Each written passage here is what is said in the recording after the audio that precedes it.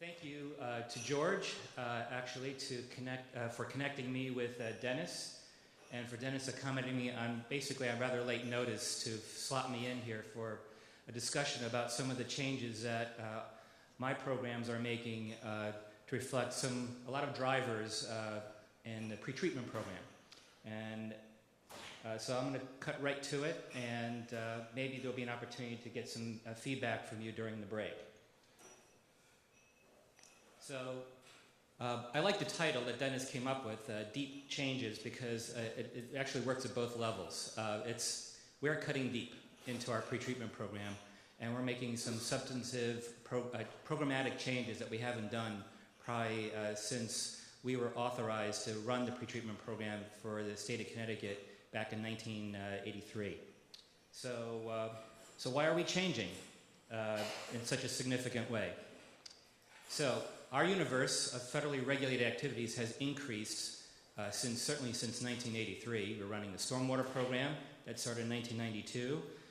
We have to regulate aquatic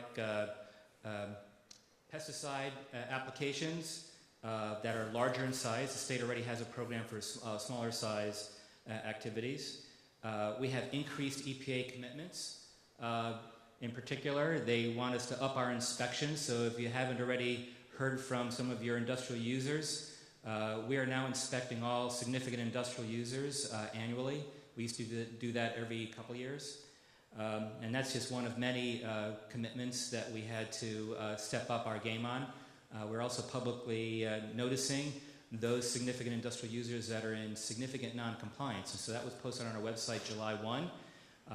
It was going to be there for only 30 days, but I think if you go to our website, that list is still there. There's a couple of dozen industrial users that were noted in significant non-compliance. That's a federal requirement that we implemented for the first time here in Connecticut this year, but it's been a requirement for about 20 years, and other states have been doing this regularly. So because of all of these increased commitments and expectations of our program, we're trying to prioritize, and we're trying to prioritize on environmental priorities.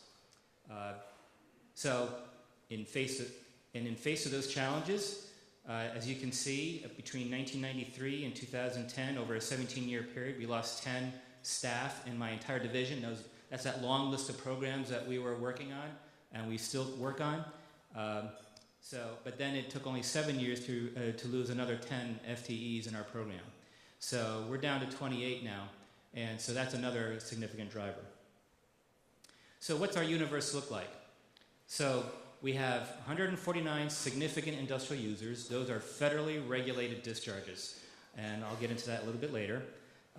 And then we have some, and these are individual permits, and then we have other individually permitted discharges that don't fit that federal category. We also have a number of general permits. You might, if you were here at the 2012 annual meeting, I gave a presentation about some of our changes. We were consolidating, we have about 21 general permit categories back in the early 2000s, and we went through a process of consolidating and reducing the number of those because we just couldn't administer that many general permits in a timely manner. So what we ended up doing was we took 9 categories of general permits and we rolled them up into what we call the miscellaneous general permit. And that process is still evolving. So as you see there from those that I listed in red, to the extent that those particular categories had discharges to POTWs, they're going to either be expiring and we're not going to be renewing them. So either they're being consolidated into the miscellaneous general permit, or we're consolidating non-POTW discharges into other general permits that I'm not getting into today. And there's one out there that you'll see at the bottom of the list that's a universe that maybe down the road we will probably be looking at some significant changes there too. So what are we thinking of here? First, we got to think about what the definition of SIU is, significant industrial user. So basically, it's any of those categories of discharges that have effluent guidelines set up by EPA. So the large majority of SIUs in Connecticut are metal finishers, electroplaters, and I would say about 80% of that universe is comprised of that category. And then the other types of discharges to POTWs that be deemed SIUs are those that have process wastewater discharges greater than 25,000 gallons a day, or have contributed a significant hydraulic loading relative to the capacity, or organic loading relative to the capacity of the POTW. So a couple of different factors in there. And the third one is one that's subjective, but based on the potential concern that a discharge may impair the proper operation of the POTW. That's important to keep in mind because that's kind of the thinking behind what are the changes that we are looking to move forward on.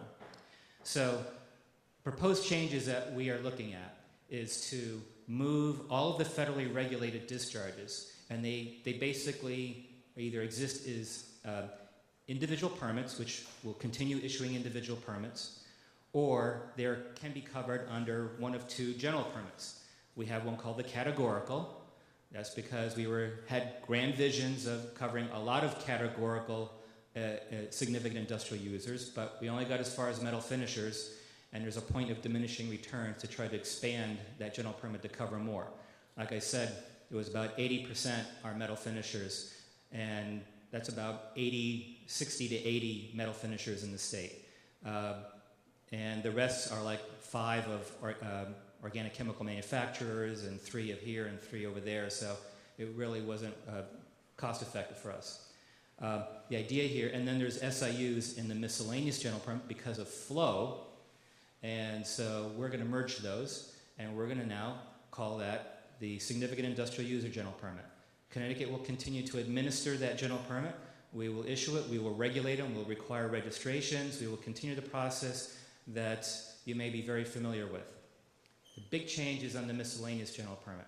So when we move the SIUs out of the miscellaneous, then those we're going to continue issuing the miscellaneous general permit, but what we're contemplating here is that the water pollution control authorities are going to have the primary regulatory role. Not that you haven't already, but we are not going to be looking at the level of administration on specific requests for authorization to discharge like we have in the past. So we're going to modify that general permit. That's what we're proposing to do. And I'm really interested in getting your feedback either during the break or when we have more of our formal public comment period. So just to give you a quick flavor of what that is, we have the miscellaneous general permit. If you're already familiar with that, you know that there's different groupings of discharges. I'm keying into the term in the SIU about process wastewater discharges. So the ones that are in red are the ones that I would consider our process wastewater discharges. I'm open to input from any of you that could help me think through whether you agree or disagree or what should that list look like. But this is what I think would be process wastewater discharges. The group 2, I would say those that are in red, I would consider those process wastewater discharges. In group 3, I don't think that any of those could be process wastewater discharges. So what does that mean? What could that do for me in the miscellaneous general permit? I'm only looking at federally regulated discharges. So only if it's a categorical or a process wastewater discharge greater than 25,000 gallons a day, or had hit one of those other categories, subjective categories, why we would consider it an SIU is the only reason why we would continue regulating them more directly.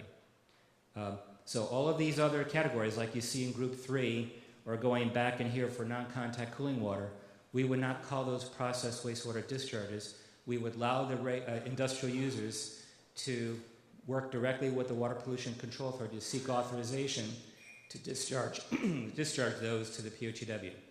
And we would not really have primary involvement in that. So other changes, I already talked about them. We are going to, and I'm looking for feedback here. We had a registration process in the miscellaneous general permit for certain levels of discharge flows. We could keep that registration requirement in there for conformity, uniformity, for the regulated community, and maybe for your benefit because it identified what information needs to be submitted.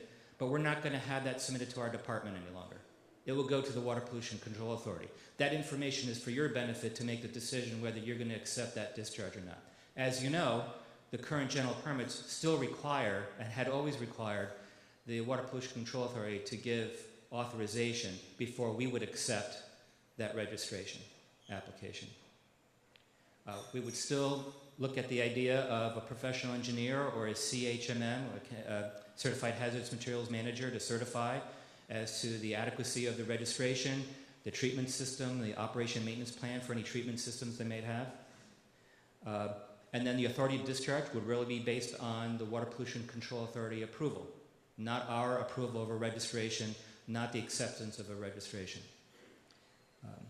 And then it will be at the WPCA's discretion how to enforce and how to assure compliance. There may be in cases that the general permit may have more restrictive or protective requirements than you might have in your current ordinances.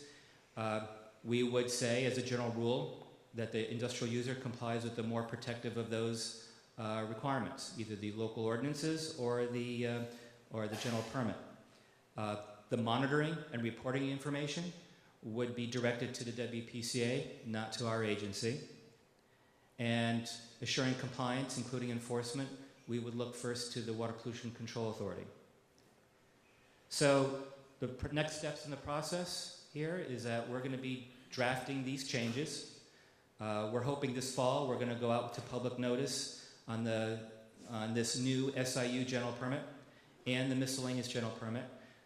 Typically there's a 30-day comment period, but that's not the end of the discussion. It's an opportunity to at least raise the concern. We have worked with associations. We would certainly welcome working with a representative organization as a stakeholder beyond the 30-day comment period to continue discussing the merits of these changes and the specific items in those changes that maybe we need to refine or change. So I'll be certainly interested in getting your feedback on that. So I'll conclude, and I'll stick around for the break, and be happy to answer any questions or learn of any thoughts or comments you might have. So thank you.